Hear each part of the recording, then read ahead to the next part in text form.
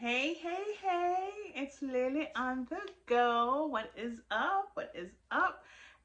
Today, well, this evening, it is Christmas Eve. And I just must not have nothing better to do. But I'm gonna take off these glasses because I'm seeing the ring lights in the picture video. Hey everybody! So those who are watching, thank you for tuning in. I just wanted to give you a rundown, like a summary of that little overnight stay in Miami. Um, yeah, as you can see, I think I ended my video with me literally on a train back home. Not the plan I had, but things happen. So let me just kind of quickly do a quick summary of the whole trip. Okay. I went to the website and it looked like, oh, a lot of stuff, right? A lot of sweets and shakes and donuts and all this sugary stuff. Now, I like sweets, but I could tell you I couldn't do this kind of sweet. We went and it was a restaurant. It felt like a diner to me, maybe like because the way the seats were designed. And I understand it was Christmas, so they really had a lot of Christmas decoration. No, it was excessive. I was like, okay, what is it? Just a whole bunch of stuff hanging from the ceiling. So it wasn't really like appealing, but I know it's probably because it's the Christmas holiday. So I probably would have to give it a try on a non-Christmas time frame. But I still don't think the food was actually any like the food was amazing that I would actually go back a second time. So they had rooms with all the celebrities that may have came to that location. A lot of people came. I'm not sure for what, but the menu was extensive. They had a lot of things, right? But they wouldn't really substitute stuff. I ordered tacos, but they gave you three tacos. You couldn't substitute you couldn't like mix them. And then it was corn tortilla. I'm not really crazy about corn tortilla. I asked for flour and they didn't have flour. So it's kind of like you have all this stuff on your menu, like a lot of stuff on your menu, but you're not really flexible. So I don't know. Anywho, I mean, we ate. I took some food home. I mean, not home, but later that day. And I ate it late that night after the game because we were hungry. Now, in terms of the game, it was a really fun game. It's weird because the Heat was winning for a while, and then somehow the Hawks caught up, and we're like, wait a second, the Hawks are like up, and then later on, the Hawks kind of disappointed, disappointed those they disappointed Atlanta, and they ended up losing. So the Heat won the game.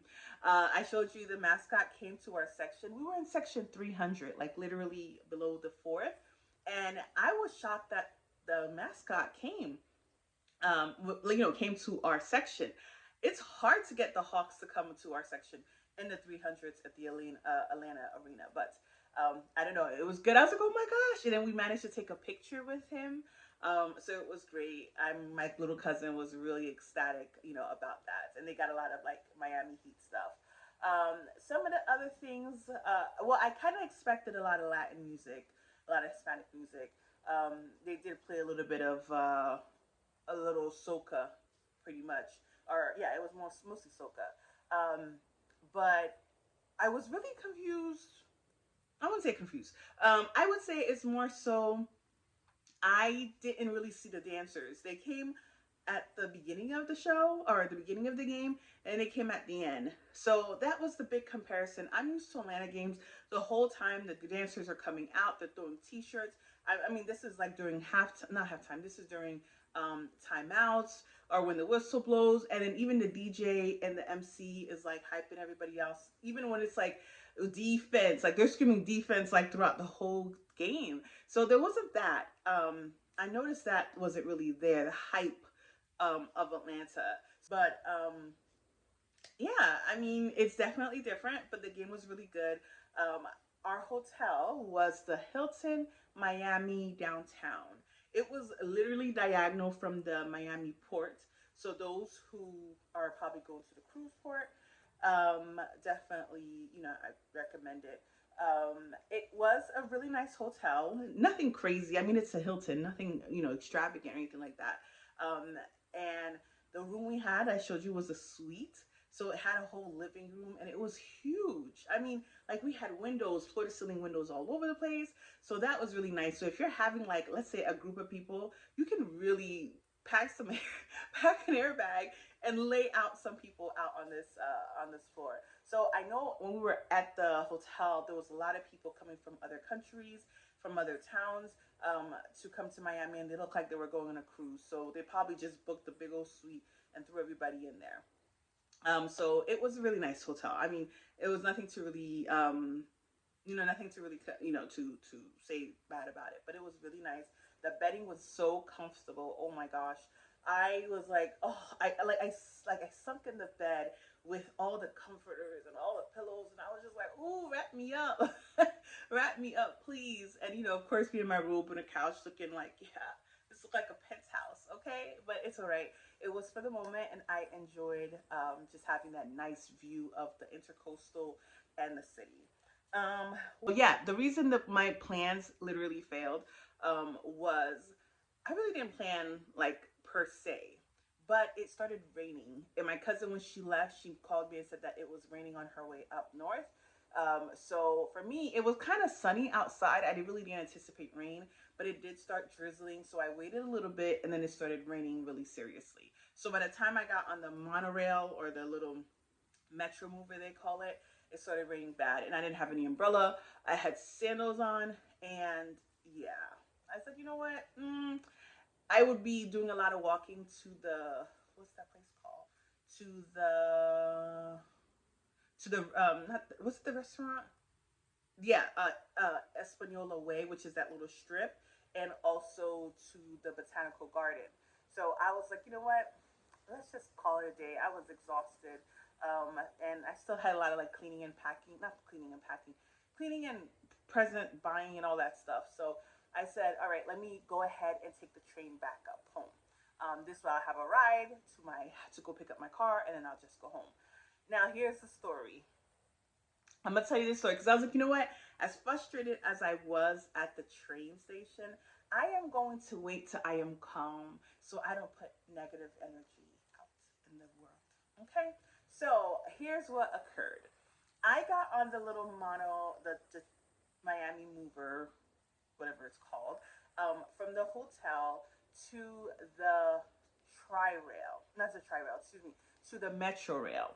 The Metro Rail then took you to the Tri Rail, which is the stop, one of the stops. And I got through it perfectly fine. Now, looking at the schedule of the Tri Rail when it was going to be leaving where I was coming to get to my town, it said 2 o'clock, right? So I'm like, oh my gosh, Tri Rail, let's go, let's go, let's go. We got to move, we got to move, right?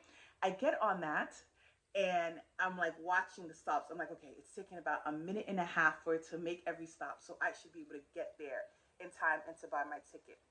I get to the Tri Rail literally at 150, like 157.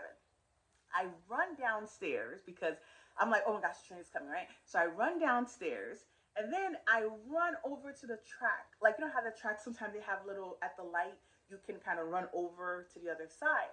So I run because here's the thing, if I go up the stairs over the thing and then down again, that's gonna take me too long, right? So I go over the track, run to go get my ticket, got my ticket. I'm like, whew, great, I hear the train. And I'm hearing it, and it's coming. I'm like, why is the train on the other side? It should be on track 2. Because I looked at the tracker on their website. I looked at the sign that also said track 2 for northbound. Please tell me why the train was on track 1. So I'm like, and it was like 3, 4 other people, more than 4 people, that were noticed it, and they started running back to the street so that they can cross over.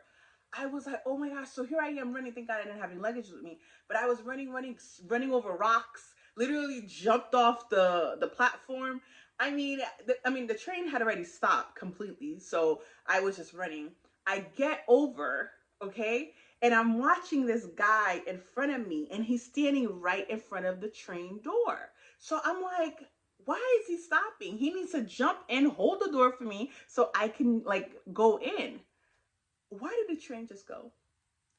I was like, did the train just leave after seeing a whole bunch of people running to get to it, being that it was on the wrong track? Oh, you know, I was heated. I was heated because I everything said track two. Even if you were running down the stairs from the metro rail, and you had a sign that said track one, then I could say, okay, I didn't read it, I didn't pay attention, I was running. But you did not even have the sign, and all of a sudden you're on track one and everybody's on track two, and you don't even wait for everybody to go. What's a few more seconds, right? So after I caught my breath, I saw one of the workers and I started complaining to him. I'm like, that's not right, because now I have to wait a whole extra hour after I ran to be on the proper track, and you guys switched up and don't even tell everybody. Oh, you know, it's, oh, I just got here, and you know, we had the new schedule, like all these excuses. I was like, yeah, but you made me pay my money. I paid my money, got here, and you guys switch it up, and now I'm stuck to deal with that, right? He didn't care. He didn't care. I'm gonna write a formal complaint because I work in the service industry. So when I don't get fair service, I need to let you know. Yes, because here's the thing: the last time I was coming from Europe, back on my backpacking trip, and I jumped on the plane. The guy saw me jump on the plane. He was the one that says, "Come on, come on, come on." He jumped on the plane, and then I did not even get a chance to buy a ticket, and he wrote me up for that. So no, we're not gonna let that slide. So I'm a fan of public transportation. I don't do buses, but I like trains, and I love not knowing that I don't have to think about driving, especially an hour and a half to someplace. But I didn't appreciate that. So I know it sounds like I'm complaining, but I am. I am, because it's not right that the train is completely on the other side and you don't even wait for people to get over when it's really your fault you made the change without letting people know. So that's my problem. But at all said and done, after it's all said and done, I got on the train an hour later. I sat there and I edited my videos. I did some other things, and all is well. I wasn't in a rush for anything. Thank goodness I wasn't trying to get to the airport. So my cousin came. I got some food to eat. So I ended up not going to a restaurant to eat, and I just ended up eating Haitian food that I didn't have to pay for. Okay, you know my phone loves to act up. So all well is good. I made it home, and now this is the last trip that I'm gonna go on. Last video pretty much before 2024. So I will see you all in 2024 for those who watch.